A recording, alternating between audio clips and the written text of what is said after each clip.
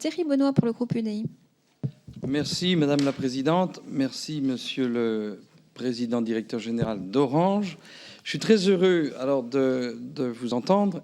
Je vais essayer de contenir ma colère parce que moi, vous êtes un groupe que j'aime en tant qu'usager, en tant que client, aussi en tant qu'élu, et je trouve que vous êtes la référence en France et en Europe.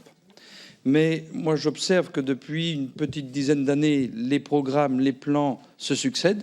France numérique en 2012, puis le programme national très haut débit, puis le programme France très haut débit.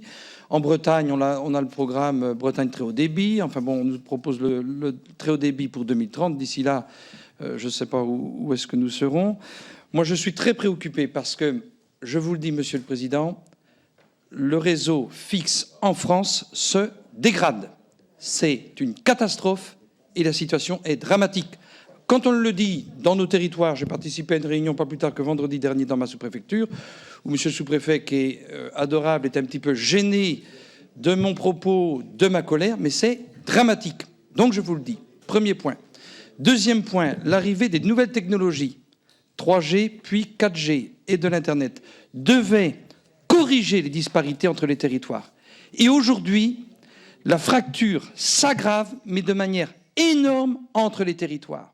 Et on assiste impassiblement à une délocalisation de nos services de recherche et développement qui s'en vont des territoires périphériques peu denses vers les territoires connectés.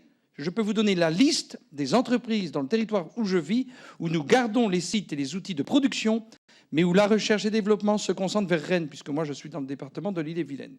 C'est dramatique. Je voudrais aussi que nous puissions, avec une grande entreprise comme la vôtre, au-delà du contexte réglementaire et législatif, qui est celui qu'on connaît, qui date de l'ancienne législature, et qui, je crois, enfin, mais j'en suis même convaincu, va devoir évoluer. On ne peut pas garder le contexte réglementaire et législatif que nous avons, qui accroît la disparité entre les territoires, et il faut que nous puissions trouver des solutions, des propositions pour les entreprises qui se trouvent en site isolés et qui ne sont pas connectés. Mais il y a plus que urgence. Au niveau européen, en février dernier, la Commission européenne a établi un indice lié à la société et à l'économie numérique. Les résultats sont effarants. D'après ce classement, la France pointe à une piètre 14e place sur 28 États membres entre l'Autriche et Malte. Mais ce que nous enseigne surtout ce classement, c'est que la France apparaît plombée par le volet connectivité où elle se situe en 19e position. Monsieur le Président, il y a quelques jours, vous avez promis d'améliorer la connectivité fixe d'1 million de foyers supplémentaires d'ici à 1 an, et vous venez d'en faire état à l'instant, et de 2,5 millions de logements en zone peu dense d'ici 2019. Moi, je suis très exigeant avec vous, Monsieur le Président, parce que vous êtes l'entreprise de référence.